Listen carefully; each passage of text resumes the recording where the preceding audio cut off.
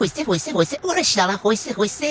তো আজকে কি রেসিপি করবো এটা তো তোমরা বুঝতেই পারছো, আমি আর নাম বলবো না। তো প্রথমেই আমি এখানে কতগুলো আটা নিয়ে নিছি, আর যতটুকু আটা নিয়েছি তার 3/1 পরিমাণ সুজি নিছি। তারপর দিলাম এখানে কতগুলা সয়াবিন। এবার আমি এখানে দিব পরিমাণ মতো পানি। এটা কিন্তু বেশি দেওয়া যাবে না, অল্প অল্প করে দিয়ে মিশিয়ে নিতে হবে। তো তারপরে ভালো মতো মিশিয়ে নিতেছি। এটাকে কিন্তু শক্ত একটা ডো বানাইতে হবে, বেশি নরম করা যাবে না। তো এই যে দেখতেই পাইতেছো আমি এটাকে সুন্দর মতো মেখে নিতেছি। তারপর প্রয়োজন অনুযায়ী আর একটু পানি দিলাম। এভাবে আস্তে আস্তে একটু একটু করে পানি দিতে হবে আর ভালো মতো মাখতে হবে। তো এভাবে ভালো মতো মাখতে মাখতে এই যে এরকম টাইট একটা ডো তৈরি হবে। তো তোমরা দেখতেই হয়তো বা বুঝতে পারতেছো এটা কিরকম হয়েছে। এখন এটাকে মোটামুটি আধা ঘন্টা বা 1 ঘন্টার জন্য সাইড করে রেখে দিতে হবে। তো আমি এটাকে সাইড করে রেখে দিলাম।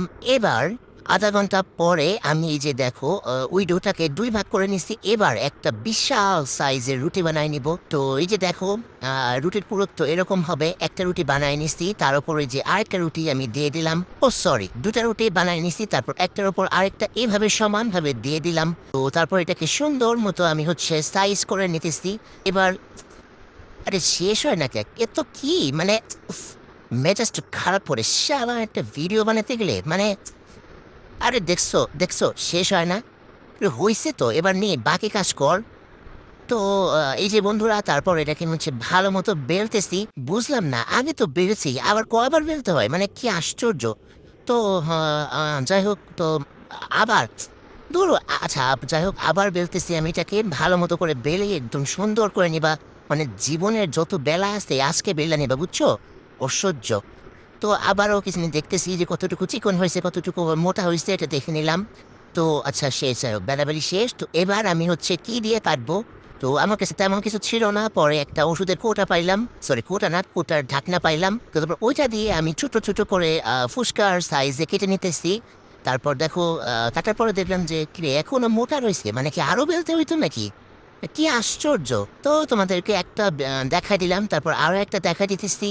তারপর এভাবেই আমি সবগুলো ফুচকা এভাবে আমি কেটে নিতেছি। কিন্তু বুঝলাম না, আমি তো ছোট ফুচকা বানাবো, কিন্তু আমার ফুচকার সাইজ এমন বুঝতে মনে হতেছে কেন, মানে বুঝলাম না।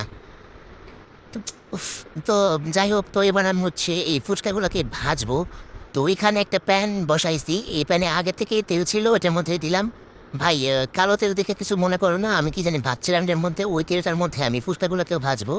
তো এই প্রথমটা দিচ্ছি, আরে বন্ধুরা কিন্তু এটা ফুটে ফুটে এমন চুপসায় গেল কেন, মানে এটা তো বড় সাইজের। ও হ্যাঁ, মনে পড়ছে, এটা তো আমি ভেলপুরি বানাইতেছিলাম, কিন্তু এটা তো ফুললো না ঠিক মতো। এটা কি হইলো? আচ্ছা আরেকটা দেই দেখি এটা কি হয়। কি এত কষ্ট করে রেসিপি বানাইলাম, এটা ঠিক মতো না হলে কি হয়? এ এ এ এ দেখি দেখি দেখি এ এ বন্ধুরা হইছে দেখছো আমার। আমি বানাইছি না, বুঝতে হবে। তো এটা একটা সুন্দর একটা ভেলপুরি হয়েছে। তো এবার এটাকে ভালো মতো ভেজে নিতে নিতে হবে। আর চুলার জালটা কিন্তু আমি মিডিয়ামে রাখছি, একদম লোতেও রাখি নাই, একদম হাইতেও রাখি নাই। আর কিন্তু পড়ে যাবে, আর ফুসাগুলো ক্রাঞ্চি হবে না, ক্রিস্পি হবে না। তো দেখতেই পাইতেছো আমি এগুলাকে উল্টায় পাল্টায় ভেজে নিতেছি।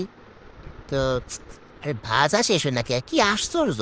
ও খেস তো বন্ধুরা, এই যে দেখো আমার পুরি ভাজা হয়ে গেছে, কিন্তু এটা ফাইটটা গেছে কেন বুঝলাম না, কি আশ্চর্য, মেজাজটা খারাপ করে। তো বেলপুরিগুলো ভেজে ফেলেছি, এবার এগুলোকে উঠিয়ে নিচ্ছি। এবার আমি এর মধ্যে আরো কি ভাজবো এবার। আচ্ছা আরো একটা বেলপুরি আমি ভাজতেছি, এবার দেখা যাক এটা কি হয়। এবার একটা ফুচকাও দিয়ে দিলাম, দেখা যাক ওইটা কি হয়। তো আরে আরে আরে এই সাইজগুলো এমন হয় কেন বুঝলাম না। তো ফুচকাটা কি সুন্দর হয়েছে দেখছো, কিন্তু বের পরে ও হইতেছে। আচ্ছা তুই এক সাইড তো বললো না, আরে কি রে ভাই, মানে আচ্ছা যাই হোক, তো এভাবে সবগুলা আমি সুন্দর করে ভেজে নিতেছি। দেখো বন্ধুরা, কালারটা কিন্তু এরকম ব্রাউন ব্রাউন করতে হবে, না হলে কিন্তু হবে না। না হলে কিন্তু ক্রিস্পি হবে না, ক্রাঞ্চিও হবে না, একটু পরে একদম নেতায়া যাবে। তো তারপর দেখো ভাজতে ভাজতে আমি কিছুটা পুরাই ফেলছি। তো এটাই হয় বুঝছো, এটাই হয় আমার সাথে, এটাই হইতে হয় সবসময়।